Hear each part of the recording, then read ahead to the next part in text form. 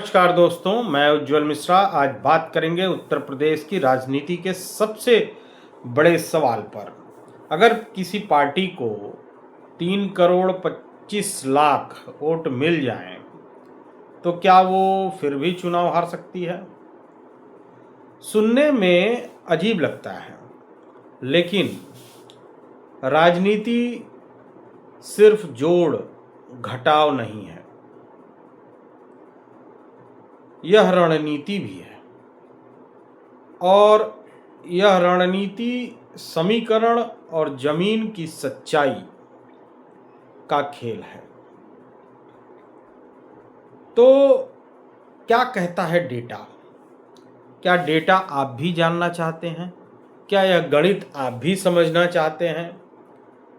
आपकी क्या राय है इस मेरी पूरी बात को सुनकर बताइएगा जरूर। उत्तर प्रदेश की आबादी लगभग 25 करोड़ की जनसंख्या है। यहाँ पे ऑलमोस्ट हम मानते हैं कि 12.5 करोड़ वोटरों के आसपास उत्तर प्रदेश में वोटर हैं। अगर 60% मान लीजिए, जैसे पिछली बार 61% हुआ था, तो अगर 60% मतदान हो तो लगभग 7.5 करोड़ वोट पड़ते हैं। मान लीजिए एक पार्टी को, आप समझ रहे हैं, जैसे भारतीय जनता पार्टी है, उसको पिछले बार वोट मिले थे मेरे कैलकुलेशन के हिसाब से। इस बार लगता है कि मान लीजिए उसको 3.25 करोड़ वोट मिल गए। अब सवाल, क्या यह जीत की गारंटी है? अब क्यों ऐसा है, क्यों 3.25 करोड़ है, यह मैं आपको बताऊंगा। क्या यह जीत की गारंटी है? तो ऐसा नहीं है। क्यों? क्योंकि उत्तर प्रदेश में चुनाव सबसे ज़्यादा वोट से जीतते हैं, ना कि कुल वोट प्रतिशत से। क्या है जातीय समीकरण? आप जानते ही हैं कि उत्तर प्रदेश एक हो या आपका बिहार का हिस्सा हो, इन सब जगहों पे, या मैं तो कहूँगा कि आज के डेट में विकास पर तो वोट पड़ता ही नहीं, या यूँ कहा जाए कि लोग पता नहीं क्यों जाति पर ही जाते हैं। अब ये उनका है और क्यों जाते हैं, यह आपको जानने की ज़रूरत है। हम जानते हैं कि प्रदेश में अलग अलग सामाजिक वर्ग हैं। ब्राह्मण, ठाकुर, वैश्य, कुर्मी, लोध, मौर्य, निषाद, राजभर, धोबी, कोयरी और अन्य ओबीसी व एससी समाज। अगर इनका एक बड़ा हिस्सा एक तरफ खड़ा हो जाए, मतलब जैसे कि मैं अभी यह नहीं कह रहा कि जनरल कास्ट, और जैसे पूरा फॉरवर्ड क्लास, पूरा ओबीसी वर्ग और कुछ एससी एसटी समाज के लोग, चूँकि लाभान्वित भी हैं, और उनके जैसे एसटी समाज के हमारी प्रेसिडेंट हैं, राष्ट्रपति हैं, इन सबों को लेकर अगर एक बड़ा वर्ग एक तरफ खड़ा हो जाए तो तस्वीर अलग बनती है। लेकिन अगर 5% का भी स्विंग हो जाए, मान लीजिए कि या 50 से 80 लाख वोट इधर से उधर हो जाए। 50-80 लाख वोट कौन है? मान लीजिए कि यूजीसी आया, फॉरवर्ड नाराज हैं, और मैं मानता हूं कि मान लीजिए वो 50% ही इधर उधर हो गए और कुछ एंटी इनकम्बेंसी की वजह से हो गए, 50 से 80 लाख वोट इधर उधर हो गए, तो पूरा खेल बदल सकता है।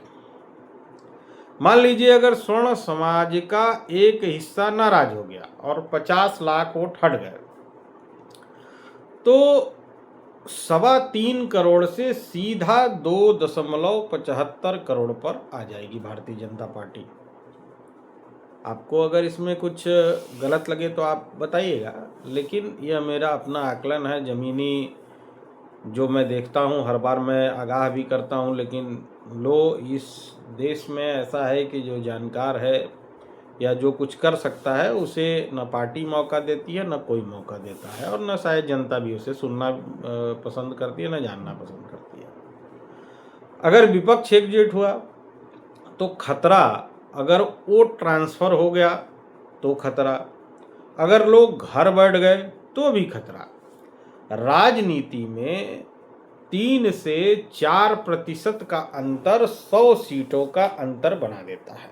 इस बात को समझने की आवश्यकता है। जो लोग राजनीति को अच्छे से समझते हैं, जो संगठन के लिए कार्य करते हैं, वह मेरे विषयों को समझेंगे। तो जिसे एक सीट पर सबसे ज़्यादा वोट मिला वही जीत गया। अब यह जरूरी नहीं है कि ये वोट आपको मिला फिर भी आप जीता। अब एक सीट पर किसी को 90,000 वोट मिला और किसी सेकंड वाले को 80,000, तो 90,000 वाला जीत गया भाई। तो जिसे एक सीट पर सबसे ज़्यादा वोट मिला वही जीत गया। जरूरी नहीं कि 50% वोट हो या 35 से 38% भी बहुमत आ सकता है। इसलिए चुनाव सिर्फ कितना वोट मिलेगा से तय नहीं होता, बल्कि कहाँ मिलेगा, कहाँ मिला और कितने मार्जिन से मिला, इससे तय होता है।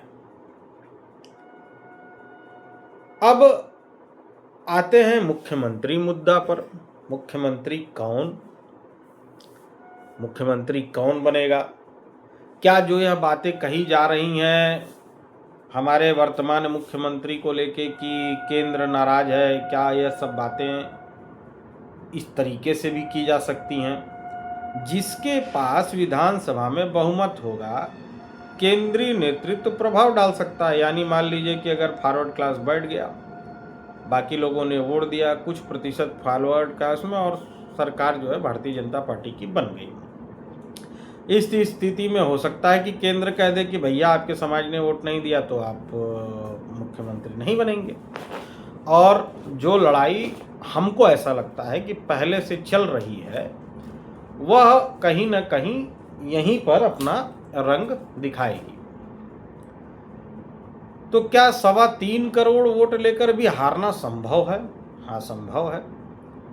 संभव कैसे है? अगर विपक्ष एकजुट हो जाए, वोट ट्रांसफर सफल हो जाए।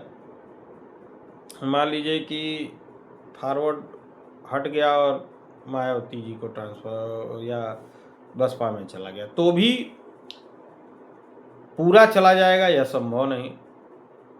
और कुछ वर्गों में नाराजगी बढ़ जाए, लेकिन अगर विपक्ष अगर बिखरा है तो 2.5 करोड़ वोट पर भी जीत संभव है। एकजुट होता है तब तो संभव नहीं है। लेकिन उत्तर प्रदेश की राजनीति में ऐसा है कि समाजवादी पार्टी को भी पिछली बार मुझे लगता है कि 2 करोड़ 50-60 लाख या 70 लाख के करीब वोट प्राप्त हुए थे। तो अगर मान लीजिए कि जैसा मैंने बताया यहाँ आ जाता है 270 और कुछ लोग बसपा में चले जाते हैं, तो समाजवादी पार्टी भी सत्ता में आ सकती है। राजनीति सिर्फ जाति का गणित नहीं है, यह संगठन, नेतृत्व और मुद्दे और भरोसे का खेल है। अब आप क्या सोचते हैं? क्या 3.25 करोड़ वोट जीत की गारंटी है या समीकरण बदल सकता है? तो आप भी हमें कमेंट में अपनी राय जरूर लिखें। और अगर लगे कि मैं कुछ अच्छा आपको बताता हूँ, कहीं तक ले जाने की कोशिश करता हूँ, वीडियो पसंद आए, मेहनत अच्छी लगे, तो लाइक करें। चैनल है यूट्यूब पे उज्जवल की आवाज़, ये मेरी आवाज़ से ज़्यादा आप लोगों की आवाज़ है, उसको सब्सक्राइब करें। जय हिंद।